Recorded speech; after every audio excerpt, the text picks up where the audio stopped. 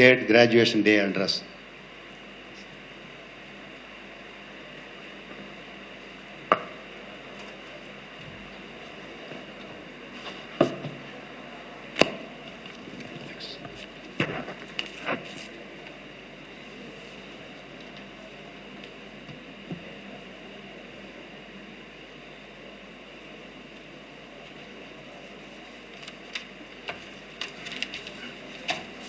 Good morning.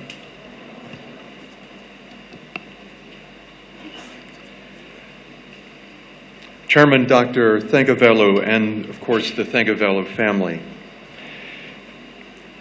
Faculty, Governing Council of Sri Shakthi Institute of Engineering and Technology, graduating students, of course, family members, and honored guests. Thank you for inviting me to share my thoughts with this graduating class of 2012 on the habits that lead to long-term success that occurs over a lifetime or more. I've flown halfway around the world with short stops in Europe, Lebanon, and Delhi to be with you today as you celebrate your achievements and embark on your journey as engineers and graduates. This is an exciting day, and I'm honored and very pleased to be with you. And what an impressive institution of higher education this is. In 7 short years, this institute has gained the attention of India's business community. The research company Aspiring Minds named you in the top 10 of all Indian graduates ranked on employability. You're an impressive group, passionate about engineering, innovation, and leading change. In your careers and lives, you will see things differently. You will dream great dreams. You will design and build useful things of lasting value for the world. Dr. Thangavelu writes about your dynamic, vibrant power to transform this great country. India needs what you have to offer, and so does the world. Now, I must confess that I'm not an engineer, and I could never graduate here. In fact, I have a pronounced discomfort with mechanical and certainly technical things of all kinds. Not too long ago, at Harvard Business School, I tried to play a DVD in one of my classes, but when I pushed the start button on the DVD player in the classroom, nothing happened.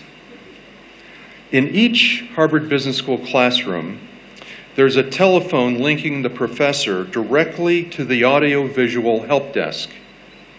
So I picked up the phone and asked for assistance, and within a minute or so, somebody, a technician, showed up in the classroom to help me. I explained the problem in a low voice to the technician, who went to the DVD player, pushed exactly the same button I had been pushing, and he started the video. As he was triumphantly walking out of the classroom, I said to him quietly, "I was doing exactly the same thing. What's going on?" He smiled and said in a voice loud enough for my students to hear, "It smells fear." And I think he's right. Even though I'm not an engineer, I have a special reverence for engineers because of my late mentor, Professor Nadu at Harvard. He was a brilliant social psychologist who was trained first as an engineer and believed always that his engineering training shaped his thinking and ability to do good work far more than any other education he had. In fact, he was a master problem solver who taught me 3 principles about solving problems and giving advice.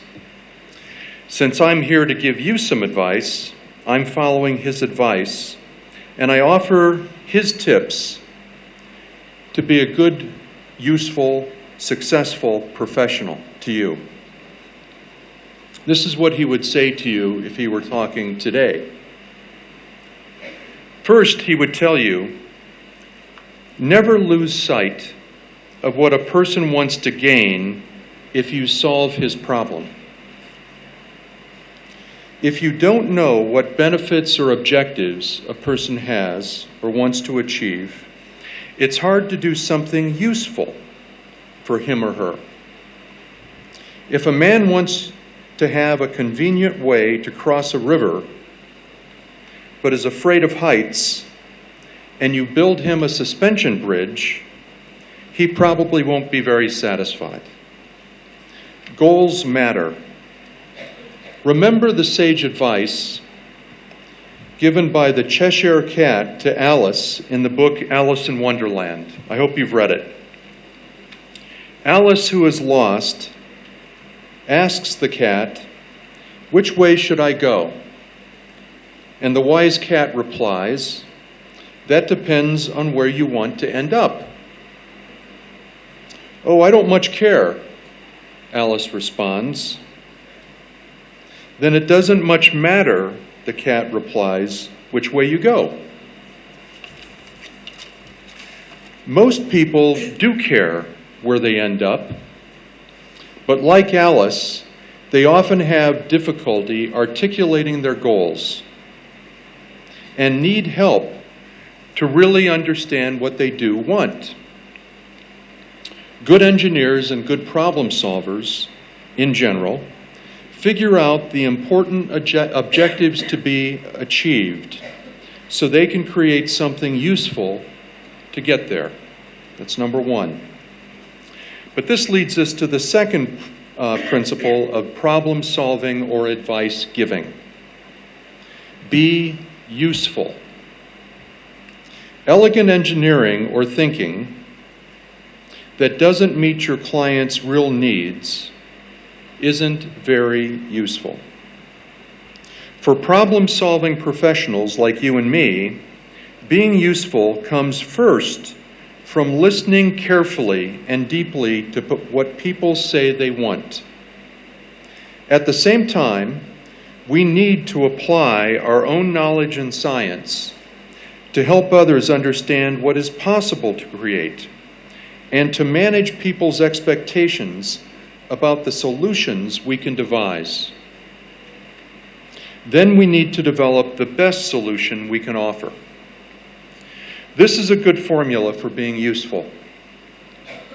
You are now equipped with the science and engineering knowledge and know-how to do the second part. I want you to work on the first part, listening. Human beings are notoriously bad at listening to other human beings and notoriously quick to offer advice based on their own interests. Engineers, my mentor taught me, are also human beings. And I believe engineers typically have the same inclination. I recommend that you practice listening to others, probing what they say to really understand what they want until it hurts. I promise this will set you apart from most professionals. The third bit of advice, the third tip my mentor would advise us is keep your advice simple. Problems are often pretty complex, which is good, because you'll be paid more to solve complicated problems. But you need to be able to explain complex, complicated situations simply. Complex explanations of complex problems are typically useless to those we are trying to help. Moreover, if you can't explain a problem or a solution relatively simply, you probably don't understand it yourself.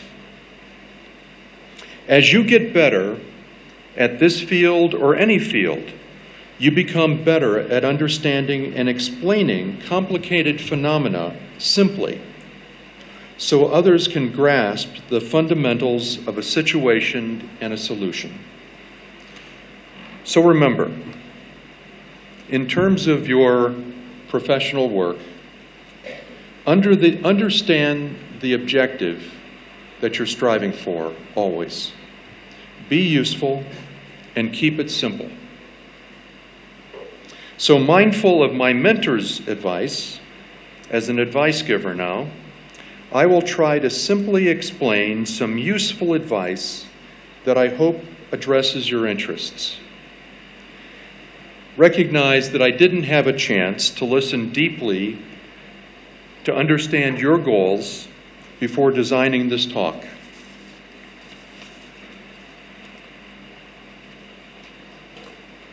My topic is, as Deepan explained, and Deepan, thank you very much for your kind introduction. What leads to long-term success, both for companies and for people? My assumption is that this topic is interesting to many of you. Many of you will work for family-owned companies, start family-owned companies, or work in your own family's companies. And of course, we're all people interested in leading a successful life. So, here goes.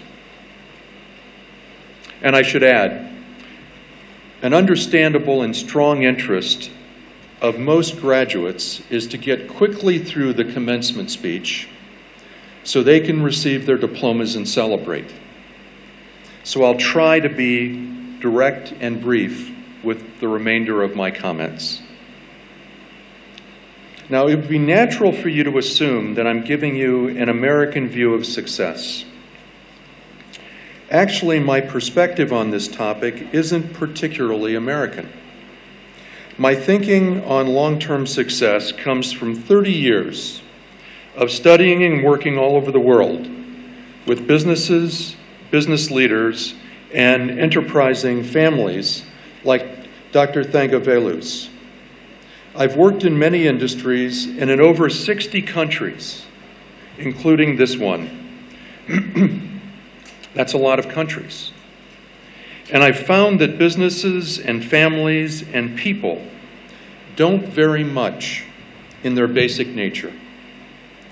What drives business and family and personal success in one country or culture mostly translates to other countries and cultures. As you explore the world, I predict that you'll see the same thing. So we have a lot to learn, and we can learn from one another.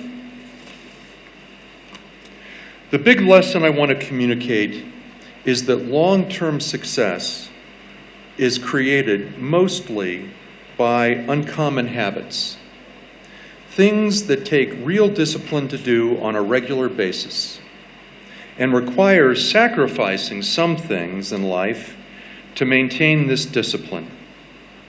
After all, if long-term success were easy, more people and families and companies would achieve it. But you, your family, and your company can achieve it. And I will tell you how, with one exception. Luck. Luck clearly influences long-term success. And I really wish today that I could tell you how to be lucky. If I could, I would fill stadiums of people wanting to learn my lessons. So I can't do that, but I can tell you the following. People generally highly value success that lasts for a long time. Success at anything doesn't need to last a long time, and generally it doesn't, which may be partly why we value it and are intrigued by it. Success for a short time is probably better than no success. For example, movie stars I have learned, usually have short-term success if they become successful at all. I did a thorough research study on this topic yesterday in the Delhi airport, reading, I think, the Delhi Times. Politicians who rise in popularity also generally fall in popularity, which is undoubtedly a good thing. Businesses also tend not to last very long. Most businesses have a particularly short life. In the US, half of all businesses that are started fail within 5 years. Only 15% live 25 years, and only about 5% survive for 2 generations, 3% for 3. We don't have good statistics on business survival in India, but I would guess it's a little better here, but not much. Clearly, not all businesses are meant to succeed for a long time, especially today. And the demise of a business isn't always bad.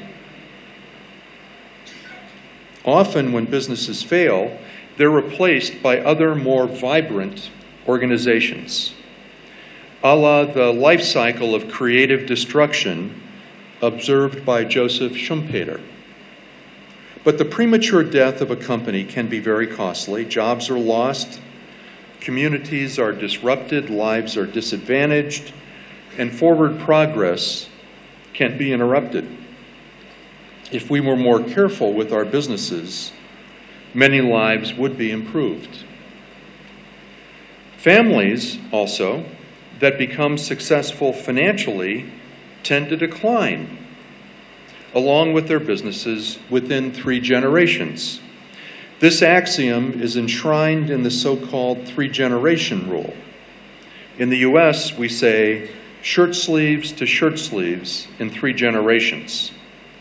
And this trend of 3-generational success is supported by my research. Some institutions, on the other hand, live for a long time. Harvard University is in good shape after 383 years. Not bad. A $20 billion endowment, of course, helps. And it will probably be here in 100 years. Religious institutions seem to survive for millennia, although many have been eclipsed or forcefully extinguished by other faiths. Even countries tend to fail over longer stretches of time. The Roman, Mughal, Byzantine, and Austro-Hungarian empires all fell, etc. The root cause of all decline is entropy, or the wearing out of things. It's easiest to observe this in biological systems. Human beings, for example. Our joints wear out over time. Our minds and other organs seem to have an expiration date.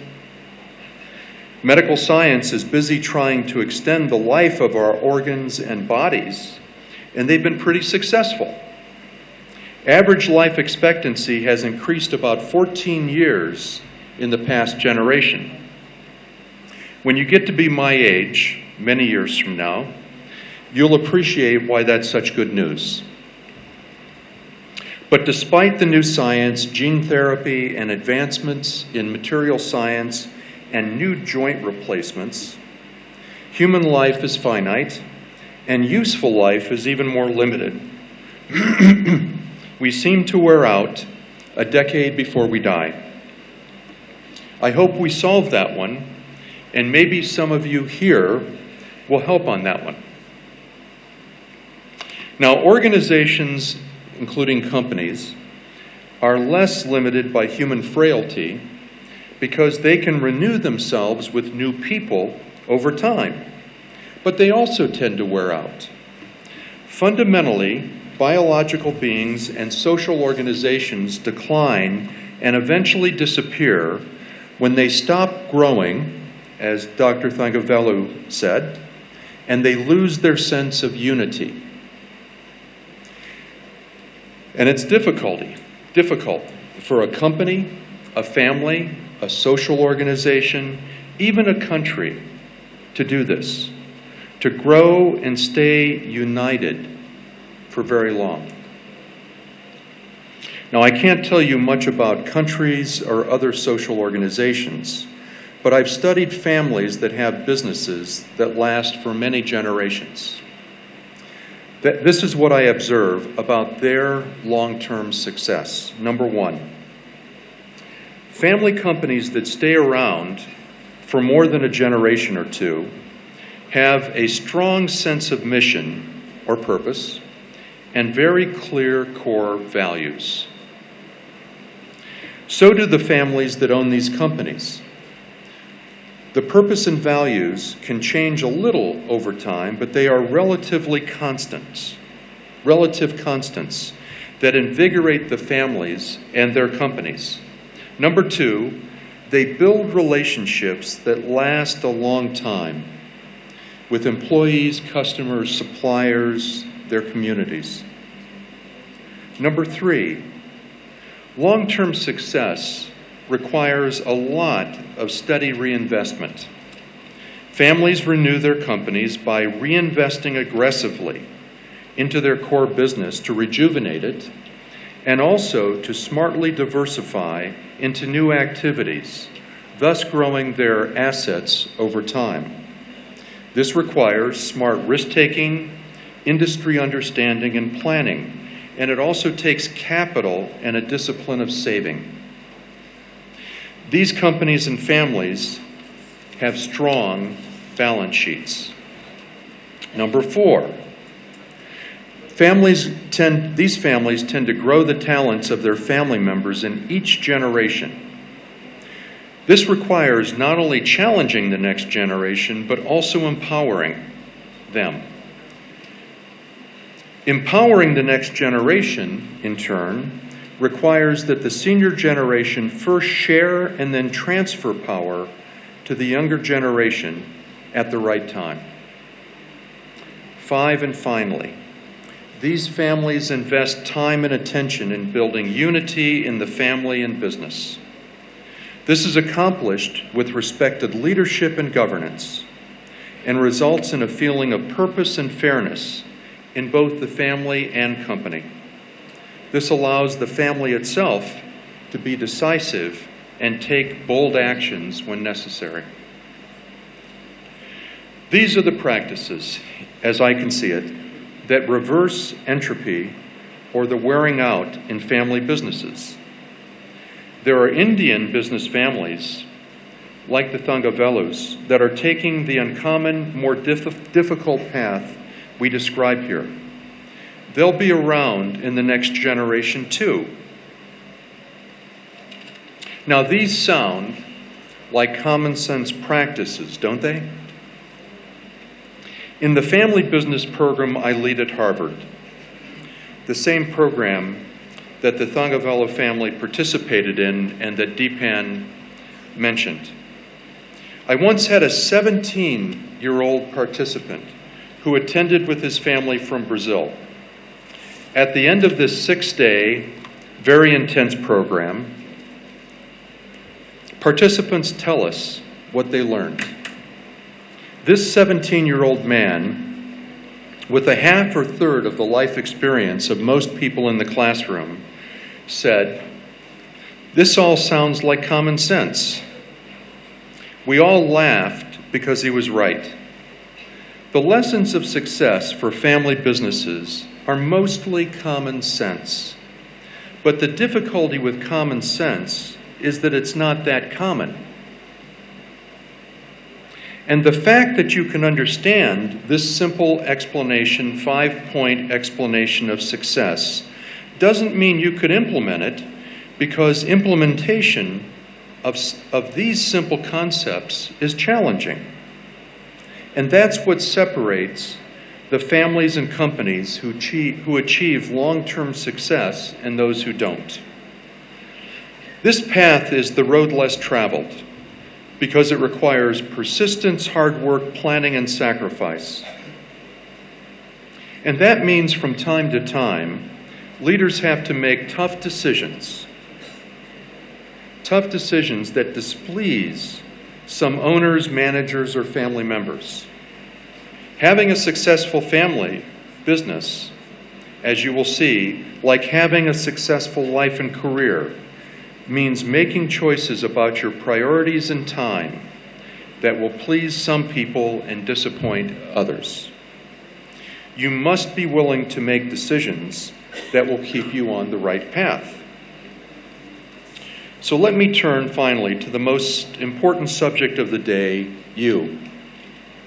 At Harvard Business School, some colleagues and I have been studying successful people to understand what drives success in life, not just career success. Many famous philosophers and religious texts have examined this topic in life long before we do. And I was given, just before I came here, this wonderful sacred text, a translation of the Thirkkural, which I'm sure has more useful wisdom packed in it than I could ever give you. But I'll give you my wisdom just in case. The practices of a successful life are remarkably similar, I think, to the practices of long-term success for family companies. Successful individuals adhere to 4 practices. First, they have a sense of purpose in their lives and work towards important goals. They don't necessarily accomplish all of their goals, but they maintain a sense of forward movement and momentum.